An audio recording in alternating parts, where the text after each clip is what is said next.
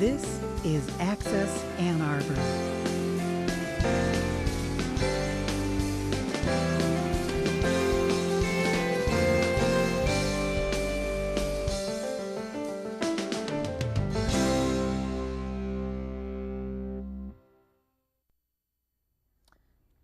Hello and welcome back to Autism is Real. My name is Maria Khavari and I'm your host for next 30 minutes. Tonight I have a guest, Mr. Jeff Irwin, our State Representative.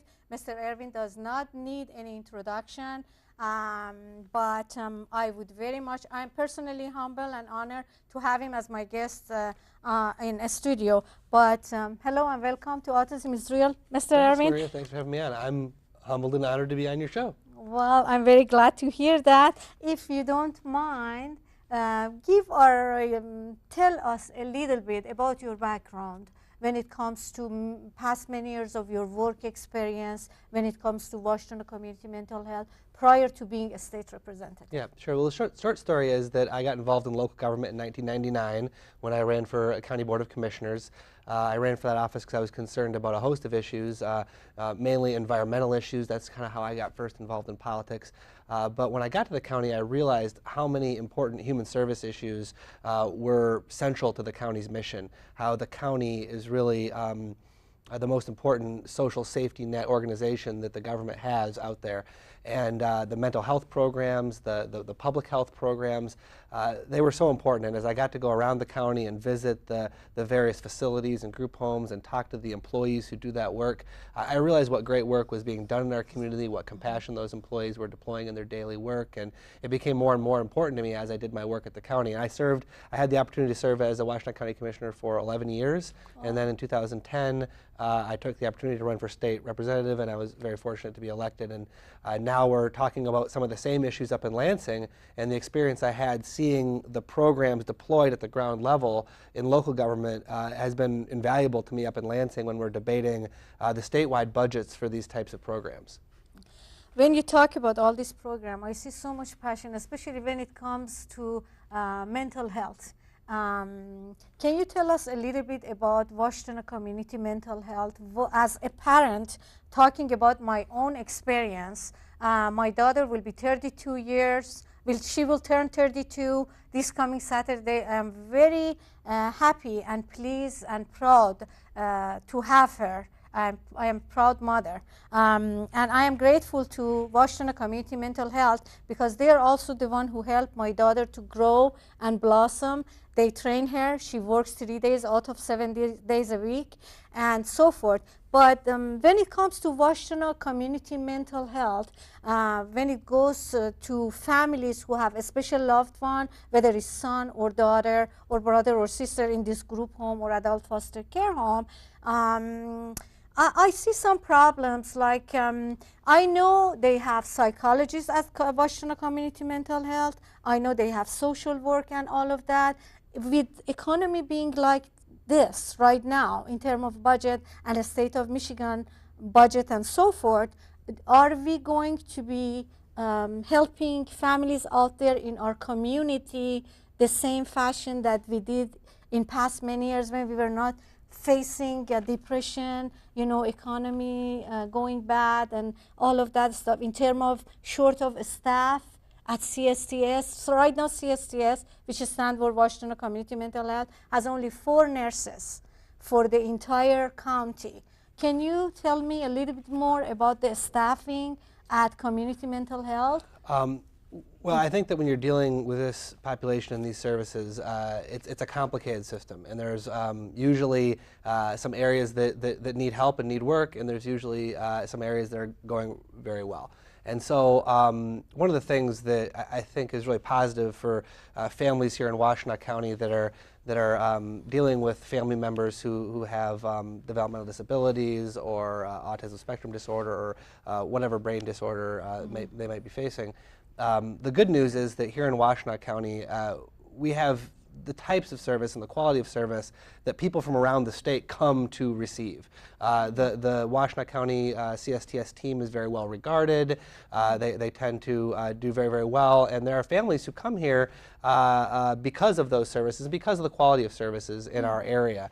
There's also opportunities through the public schools. I mean, I just toured the Ann Arbor preschool down on Boardwalk, and there's some amazing classes there where they're doing work with young people that have various brain disorders and giving the sort of individualized and specialized education programs at that very early level that can really cause those individuals, those young people, to be much more successful, to live much more independent and enriched lives. So I think there's a lot of really good things happening in Washtenaw County with mental health services, but of course, the state of Michigan in general, has many struggles with providing good services to these populations, right? And it all really started years ago when there was this process of deinstitutionalization and this. I was going to touch base on that later during President Reagan, not to interrupt you. What happened was that, they used to buy a bus ticket for people with disability going to this institution and all that, put them in the bus and turn them loose. Now, with Democratic President Barack Obama is very passionate about children with disability, and for what I hear that you're talking, if other families are coming to Washtenaw County and we are so prepared to give them the service, is there going to be enough money for those who were been here from day first and they are in need and they are grown older? Like I see there's so much attention right now, which is good because of so much social awareness is much more, for what I understand, compared to 32 years ago, and I'm happy to hear that, with early intervention, more program for kids when they were born. My dilemma, and so many parents who are in the same shoe, in the same page with me, is for the children who were born then and they are still blossoming, they are very much part of our community. Is there enough money and services for when you talk about 30 years and older to meet their needs? Well, we've talked about this quite a bit, Maria, offline, and I think that that I believe there aren't enough resources being put into these programs right now, but to the extent that more eligible individuals come into the county is going to receive more funding to meet the needs of those folks, and there's certain economies of scale. So I'm not sure that that's necessarily a problem for CSTS and the service providers. I think the real problem is that the government, with the amount of money that we put into delivering these services, it means that the agencies who are hiring the employees at these group homes, the folks who are actually watching over your loved ones and others' loved ones, they're not paid very much. I mean, these folks are paid, depending on where you go in the state, between $8 and $10 an hour, and it's very hard to retain excellent staff at these facilities. As soon as people get trained and get really good at their job, they often move on to higher paying roles. And as you know, one of the biggest struggles with individuals who have mental health problems, one of the most important things is that they have a caseworker and a resource that they can build trust in. And so that high level of turnover can really contribute to failure in that relationship, and it makes it more difficult for the client to follow their treatment path and to follow their recovery path and really get the most out of their opportunities. So what we really do need to work on improving these programs. I think you've mentioned training a lot, and I think you've mentioned accountability a lot, and I think that's important. But I also think that if we really want to attract and retain people who can be caregivers and who can maintain that job for the long term, we need to at least provide some opportunity for career and wage advancement in those roles, or else you're never going to have quality, consistent staff. I think that's the biggest problem we have in group homes in Michigan. I totally agree with you, but as a parent and a mother, for the way I look at the situation, my daughter needs a consistency. And if the caretaker are coming on the account of each consumer, they get training on the job, and prior to sending them to the site or every adult foster care home or group home, and tell them, look, they're different individuals with different needs, and they are very human, they are very important, they are, they have some talent and some knowledge that you can work with them to help them to blossom, to make progress in their day-to-day life. If there's, like you mentioned, obviously pay and salary is a major issue that parent cannot do anything about that. But as a parent who are standing on this side of this end of the tunnel or this end of the rope, however way you look at it, is like, oh my God, if there is so many turnovers and there is no consistency, it's not going to help my daughter. It's not going to, and then when parents come forward and say, okay, you are having lack of staff, the money is not there, can we as a parent volunteer? Can we come forward and say, we can do this part, we can work together, we can show the caretaker how to help or work in one-on-one when it comes to productivity and, you know, learning things, reading, coloring, dancing, music, anything in nature is education. It's not just opening one page after the other. So parents are not welcome. Yeah, my understanding is that that really varies a lot with the agencies, the private agencies that are charged with the responsibility of actually maintaining these group home environments. And that gets back to the discussion we were having about the history of this, which is that years ago, when this process of deinstitutionalization happened, you know, starting, I guess, you know, maybe about 20, 25 years ago, an enormous number of people were pushed out of institutions and into more independent scenarios, into these group homes. And I think there's a lot of benefits to that. There's a lot of benefits to giving those folks an opportunity to be in mainstream society, to, you know, go to work. That's fabulous. There's a lot of pluses to the process of deinstitutionalization. But there also are a lot of minuses to that process. There was a lot of unintended consequences. The one that I think many folks know about is that many of the individuals who were pushed out of the institutions ended up in a different sort of institution, our prison system. And that's really the worst place to have you know, mentally ill folks or folks with developmental disabilities. That's a terrible place to have them. And we just had a report in the Judiciary Committee about mental health concerns in our Department of Corrections. Right. And you know, really anywhere between 1 in 4 and 1 in 3 inmates have serious mental health problems that are diagnosable. And so, you know, this process of deinstitutionalization that really changed our relationship as a society with these populations has both pluses and minuses. And I think that as we move forward, we need to find a way to keep all the benefits of bringing these individuals into society and having them be normalized and try to get rid of this stigma that's out there. That's all very, very positive. We need to keep that. But we also need to find a way to have better accountability and better standards and really make sure that these private entities who are receiving the dollars from the public to really care for these folks are doing a good job. You know, and when we provide too little money for that, these private entities, which are you know, in the business of caring for those folks, you know, they end up cutting corners and they end up paying people less and less, and that's the problem we need to deal with. And it's a problem for us up in Lansing to deal with. Having said that, I was going to use this at the end of my program. Don't you think the community and the society, I live in Ann Arbor for past, gosh knows, maybe 29 years, and I think community as a whole need to have enough education about autistic individual, adult or children, regardless of what walk of life they are. We need to keep in mind that every individual with this horrible disease, so-called autism, within the spectrum, have a chance, they deserve a chance to have a secure, happy, healthy, productive life in our community. In order to see that happen, we as a society, as a community, have to help them. You're seeing the financial part of it from Lansing and your problem in that area. Us as a parent is like, okay, I'm a mother, I'm doing everything in my power to support my daughter, to see that she grows well and to make sure she feels good about herself. But what more I can do if I am going to restaurant or any public places or department store or gas station to fill up my car or supermarket, as soon as the individual with parent or family member or by themselves walk into those places, say they start giggling or dancing or humming, or you can tell that something is wrong and they are important, they are human.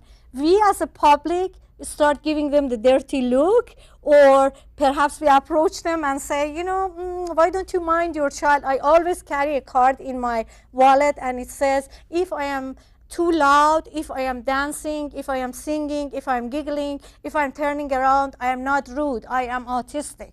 So accept me for who I am and help me. Don't give me the dirty look, don't exclude me, just let me be part of the society.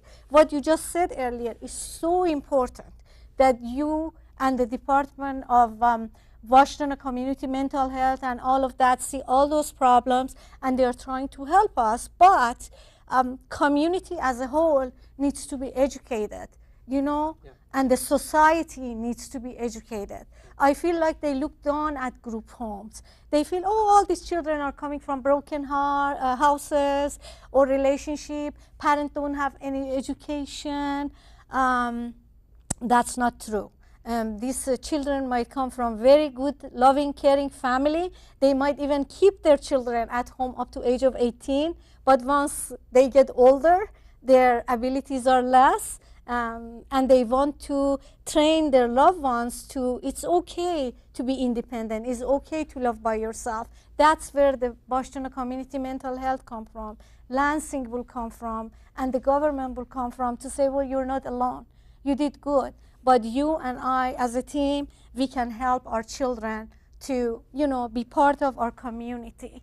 I think the issue of salary, money, and training and staffing and all that is very important. But I also think when I look at my life from 1976 up to 2013, when for first time I came to America, it's over 30 some years.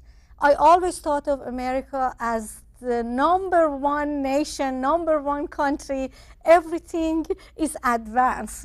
And when you live here and you see how many of our own people are with disability suffering and there is not enough service for them, then we turn to you. Can you give us some hope beyond what you just said? Yeah. That well, I definitely can, there's definitely some positive news. One is, you mentioned that it's important that the community and society really acknowledge these issues more than they have in the past. I think that's unquestionably the case, right? And part of that, the proof of that, is in the rate of diagnosis of the problem, right?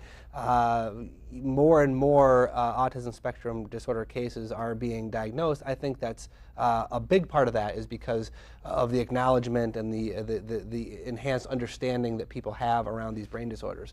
But as far as positive developments in the world of government and politics, I definitely can say that there are some good things happening. The most important thing is that in 2012, the legislature passed a bill, and the governor signed 3 bills actually, which became Public Act 99, Public Act 100, and Public Act 101 of 2012. And what those bills do together, what those public acts do together, is mandate that insurance carriers provide the sort of treatment and coverage for that treatment that people with autism spectrum disorder need. And so basically what those laws do in a nutshell, without getting too deep into the weeds on them, is say that if an individual is receiving insurance coverage, either that they've bought on the open market or from their employer, that that insurance coverage is mandatorily going to include those types of behavioral health services that could help people who have that diagnosis. And there's also a fund that was created. That's actually Public Act 101, which creates a fund that the legislature put $15 million in last year that will help the insurance carriers cover the additional costs of providing that coverage. So that's the package that was done in 2012, and I think it holds promise to those families that are struggling with these brain disorders. Now, I do have to say, though, that when we were in the middle of that debate on mandatory coverage for autism, the one thing that really was heartbreaking to me is that there are a wide range of brain disorders out there. There are so many mental health concerns that could be dealt with better insurance. And even though the vast majority of states in this country require mental health parity for all insurance, we don't have that here in Michigan. So when we were debating creating an insurance mandate for this one brain disorder, which I certainly supported, my one frustration was that we didn't cover all brain disorders like I think 47 other states do. And so we've taken a step forward, and my hope is that when we analyze how this mandatory autism spectrum disorder coverage worked out, we'll find out that it was actually a cost saver in the long run. Because by helping people at a younger age, manage their disorder in a way that they can be more successful, you find out that the long-term costs are actually less because they're more independent, they're able to work, they're able to access freedom and happiness on their own. They are positive member of society. Yeah, and so I think that we're going to find that that's true, and hopefully we'll be able to use that truth to leverage the kind of mental health coverage and mental health parity that we need across the board. 1 out of 10,000, 32 years ago, 1 out of 88 children is certainly an eye-opener. 1 out of 88 child in this country is born with autism. Now, at early age, when they are infant in the hospital, the pediatric will approach the parent and say, I'm sorry, I have bad news for you. Your daughter or son is autistic now, or it has autism pattern. You know, when back then, they would not be able to say anything until your son or your daughter turn up to age 3. At least the early intervention and all that is helping right now. But when I look at my life and my daughter's life, I feel like 31 years of her life was stolen. And nobody is going to help me to take it back. And she's all I've got. I'm very proud of her.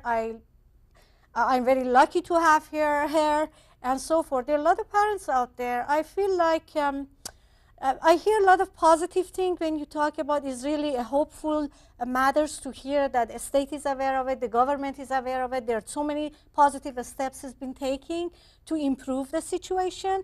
But when you point to the brain disorder, in past many years they would say, oh, it's parents' fault because they have bad genes.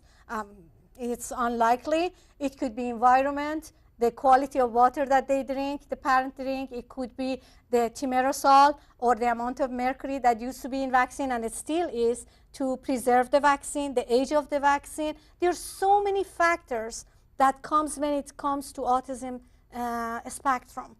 And so I like to, as a mother and as a legal guardian, I like to make sure that during my lifetime, my daughter lived to be healthy and happy and productive and feel good about herself and be safe.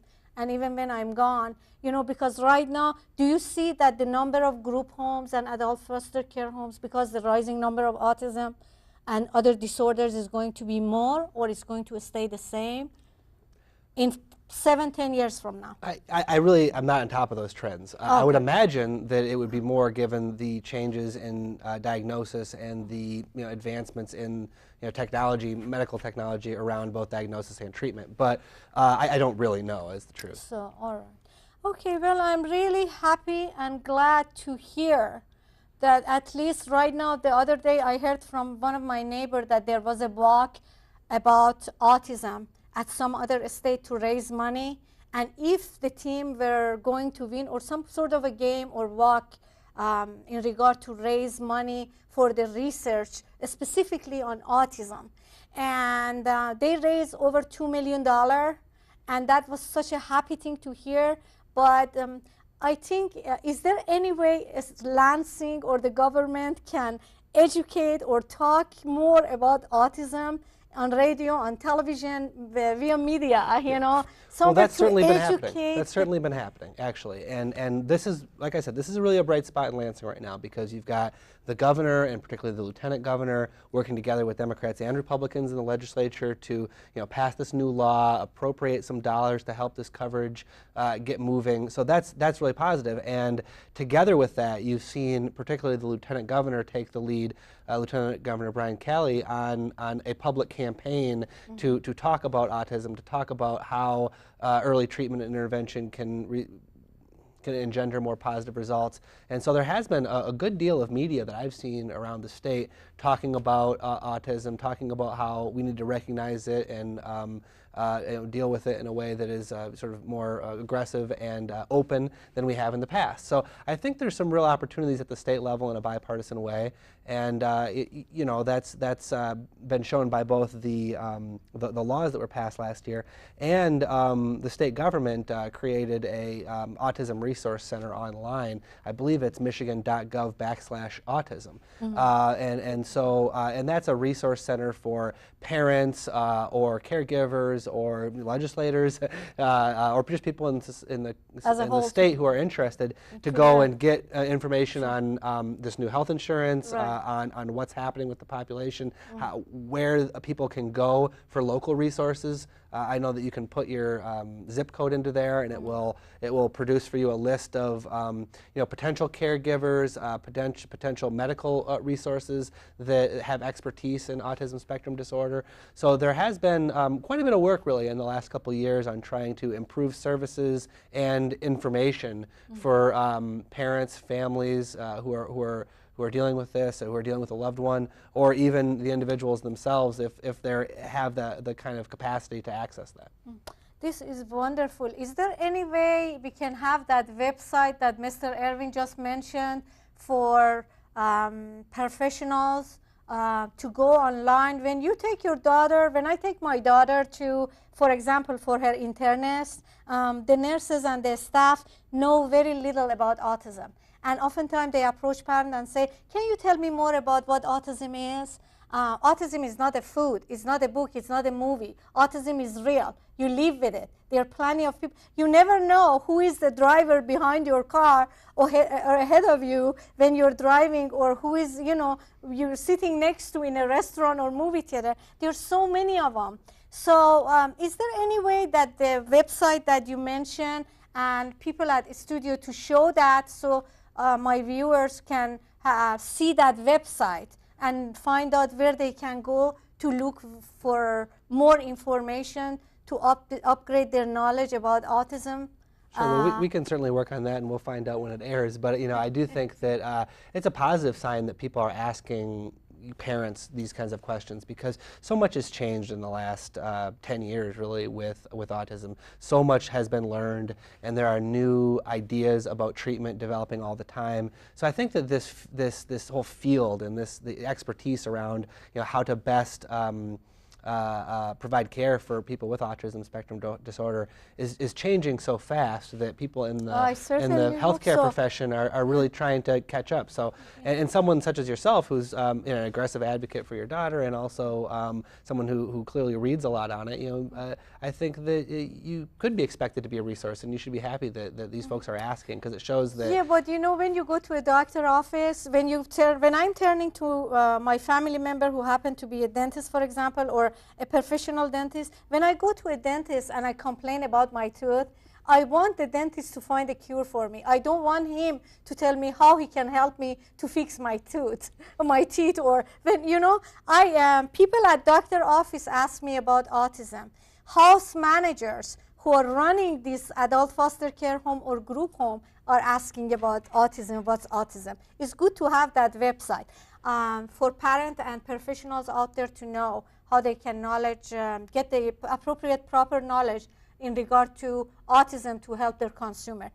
I want to take a few minutes to thank you so much, even though regarding of your busy schedule, to find the time to sit here with me for a short period of time so we can touch base on autism and what's ahead and what should we have hope for as a parent and a legal guardian. Is there anything else you want to tell to parents out there in our community who are raising a family with autism, or they are like me, just one daughter, first and last? So. Well, I just want to thank you for taking the opportunity, and I think pleasure. Earlier in the program you said that it was your belief, and I certainly share that, getting the information out about autism, what it is, how it can be treated, where the resources are for people to go who need some help or who need more information, that's wonderful, and you're doing so much of it yourself. So I want to thank you for that. It's an opportunity for me to come on your show, and I'm happy you're doing it. So that's wonderful, and I would also encourage folks that if they ever want to call my office in Lansing, 517-373-2577, we're always available to help. Okay. On that note, I'm going to say thank you so much, and we'll see you next time. So long. Nice. I just feel that went well.